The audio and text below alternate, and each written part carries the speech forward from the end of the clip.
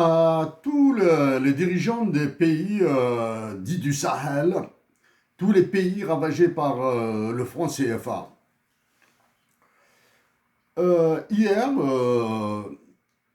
vendredi 20 juin 2025, j'ai fait une intervention sur la situation calamiteuse, catastrophique, inhumaine que vit la nation algérienne, tant dans le domaine politique, économique, financier et monétaire. J'ai brossé le portrait d'un pays à volo. Je parle de mon pays, l'Algérie. C'est un pays à volo. D'accord? Si mon pays, la patrie à laquelle j'appartiens, la nation à laquelle j'appartiens, est dans une telle situation, c'est à vous, décideurs du Sénégal, du Tchad, du Mali, du Niger, du Burkina Faso, du Bénin de Patrice Talon, de la République centrafricaine, du Congo, de la Guinée-Bissau. C'est à vous de comparer les situations de vos pays respectifs à la situation de mon pays, l'Algérie. Si elle est meilleure, vous divisez par 2, vous divisez par 3, vous divisez par n'importe quel coefficient que vous voulez ce qui se produit en Algérie. Si elle est pire, vous multipliez par un coefficient que vous choisirez. Pourquoi mon pays se retrouve dans une telle situation?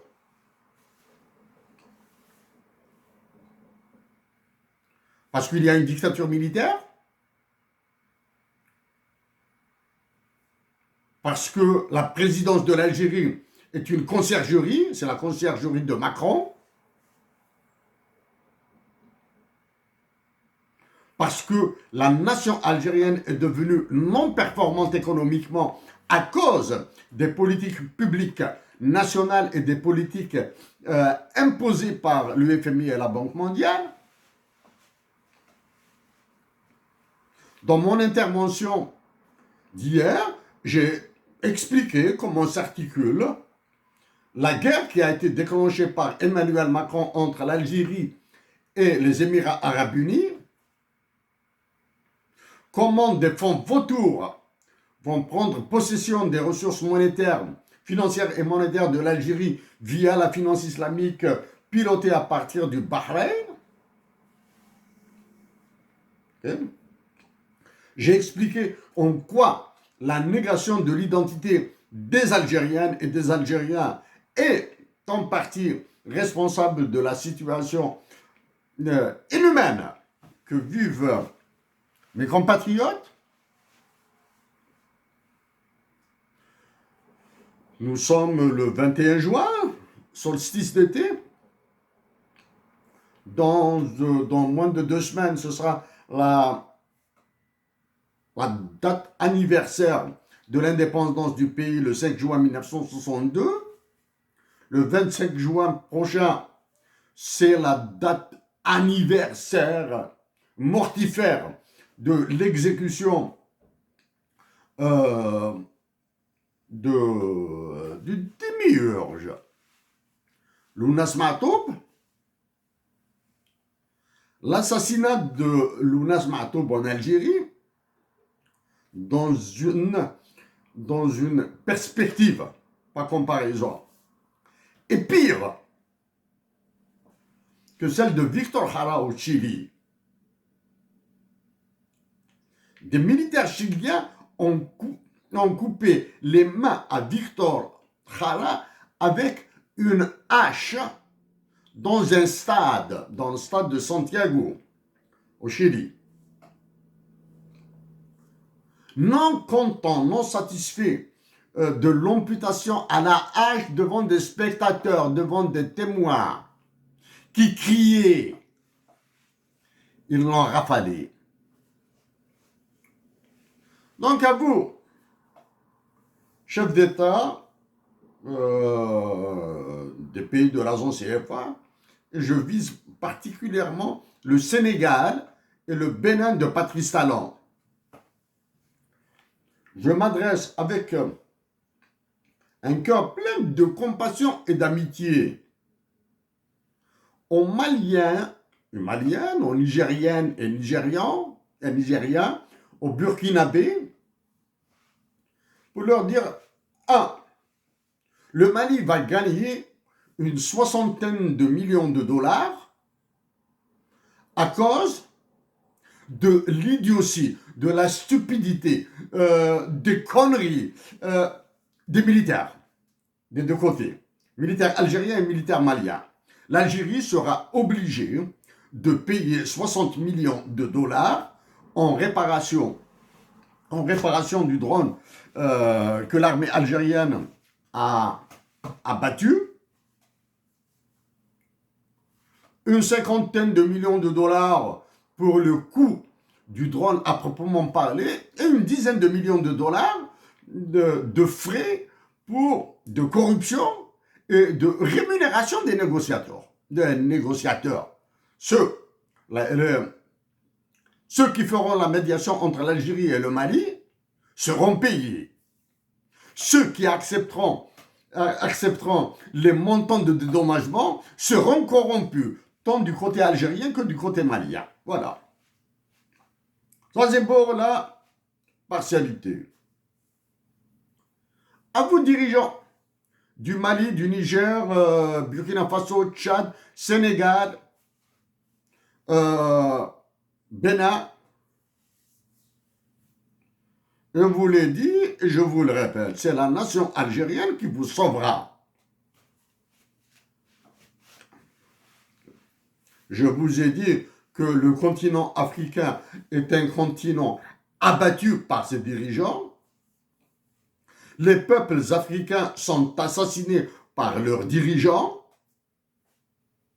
Les organisations internationales du type Banque mondiale, FMI, OCDE, Club de Paris, Club de Londres, Trilatéral, Bilderberg, etc. Les organisations pilotées par George Soros ne font que la partie disons, la plus simple de ce crime, hein, de ces génocides.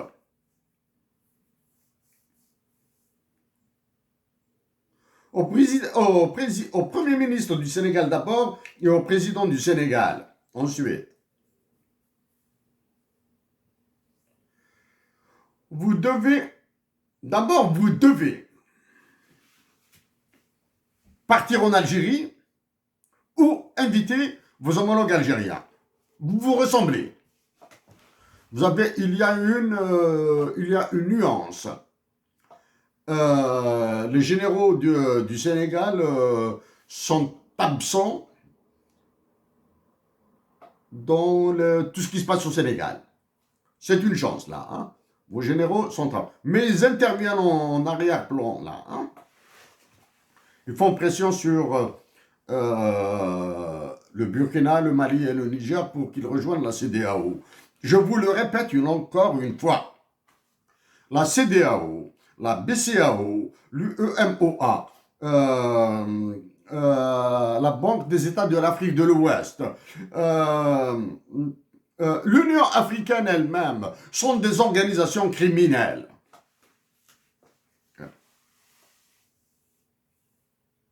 Criminelles, je vous le répète. En disant ça, je redis encore que le Burkina Faso, que le Mali et le Niger ont entièrement raison d'avoir quitté la CEDEAO, l'UEMOA, etc. Sauf que le Mali a immédiatement enchaîné avec une connerie, avec une bêtise. Il a ouvert une antenne de la BCEAO quelque part à Bamako. À Bamako. Ouais. Donc ça, c'est un...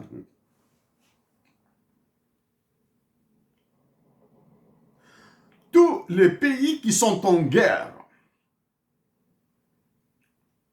Russie, Ukraine, Israël, Iran maintenant, Pakistan, Inde, Canada, USA, etc., négocient. Sauf vous, entre pays africains, entre pays voisins. Entre pays voisins. Ça, c'est le syndrome des natifs des pays sous-développés.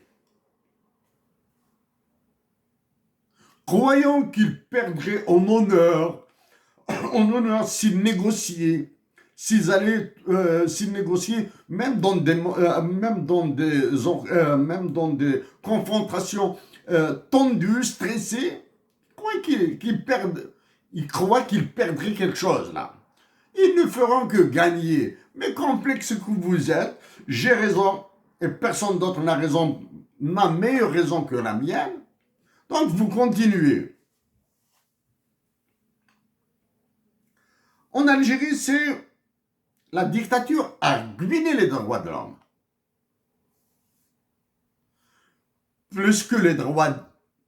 Autant que les droits de l'homme. La dictature militaire algérienne a désinhibé carrément les Algériens. Elle les a freinés, elle les a bloqués, elle les a lobotomisés. Vous, en Mali, Niger, Burkina Faso, Tchad, Sénégal, Mauritanie, Maroc, Tunisie, vous faites exactement la même chose.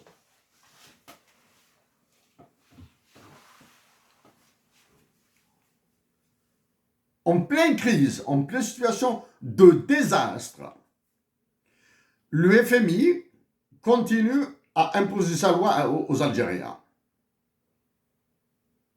via des autorités illégitimes et pour certaines illégales. Emmanuel Macron, pendant qu'il vend en milliards d'euros de l'armement aux Arabes du Golfe, il crée des guerres entre l'Algérie et ces mêmes pays du Golfe.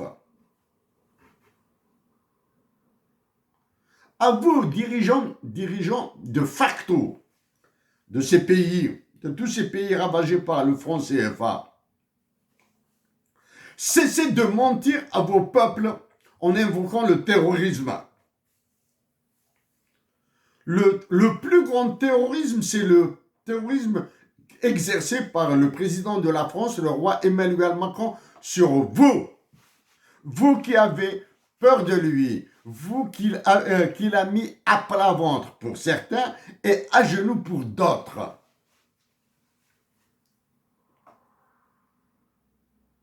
Arrêtez d'invoquer le terrorisme islamiste, ceci, toutes ces conneries-là, Le plus grand terrorisme, le plus ravageur, c'est votre peur d'Emmanuel Macron. C'est votre peur d'aller vers votre souveraineté financière et monétaire. C'est votre peur d'aller vers votre dignité économique. La dignité politique. Vous devez redonner ce pouvoir à vos peuples pour qu'ils vous la redonnent. Ce sont vos peuples qui vous redonneront vos dignités politiques. Ce n'est pas vous qui allez les arracher, ce sont les peuples.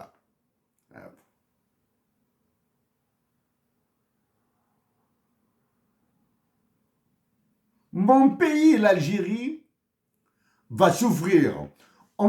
Si j'ai parlé de la Banque centrale, de la monnaie, dans la situation, mon pays, hier, le 21 juin, quasiment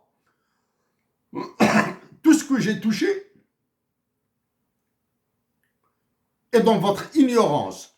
Vous n'avez absolument aucune idée sur ce que j'ai dit, sur ce que vous devez comprendre. Parce que vous n'avez pas de banque centrale, vous n'avez pas de monnaie, vous n'êtes pas maître de vos ressources naturelles, vous montez plus que les Algériens. Les Algériens, les militaires et les ministres algériens sont des menteurs. Vous mentez plus que les Algériens. Pourquoi vous mentez plus? Parce que vous profitez, c'est triste à dire, de votre sous-développement. L'Algérie, je dis que mon pays, l'Algérie, est dans une situation d'enfer, avec une dette de 7,4 milliards de dollars, avec une dette de 7,4 milliards de dollars, et en partie, elle est composée d'une dette de la Banque africaine de développement. J'ai dit qu'elle est dans une situation catastrophique. 7,4 milliards de dollars, et nous avons des créances qui peuvent les compenser. C'est-à-dire, il suffit à l'État algérien de gérer des swaps, ou bien gérer ce qu'on appelle des opérations de bouclage et de débouclage. Faire des bouclages, un bouclage et un débouclage sur des positions financières, des positions monétaires de l'Algérie, et le problème est réglé. Est-ce que je suis contre l'endettement de mon pays? Jamais. Je suis pour l'endettement de l'Algérie. Je suis pour que l'Algérie s'endette pour faire travailler l'argent des autres, chez nous. Et les pays avec les profits que nous allons réaliser avec leur argent.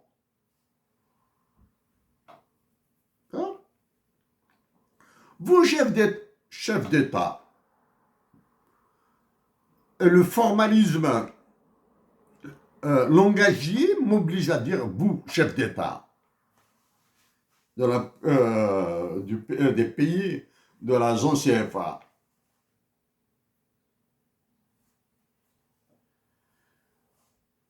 Dans le cas de mon pays, l'Algérie, j'ai parlé des pneus, les pneus des ambulances, les pneus des véhicules de lutte contre les incendies, parce que c'est l'été qui s'annonce. Certains incendies, en plus des incendies criminels, il y a des incendies naturels à cause des changements climatiques. À cause de l'ultralibéralisme qui a ravagé l'esprit algérien, l'esprit africain chez les Algériens. Des épidémies de cancer sont apparues en Algérie. Des épidémies d'obésité sont apparues en Algérie. Des épidémies de diabète sont apparues en Algérie. Pour cela, mes compatriotes d'Algérie ont besoin de médicaments. Ils ont besoin des pneus d'ambulance pour qu'ils soient évacués dans des conditions plus ou moins conformes à la situation d'un malade. Qu'en est-il de vous? Qu'en est-il de vous? Vais-je vous dire réveillez-vous? Non, vous êtes réveillés. Vous êtes réveillés et vous continuez à massacrer vos pays, là. Mais ce que vous ignorez, c'est qu'en massacrant vos pays, vous massacrez vos voisins.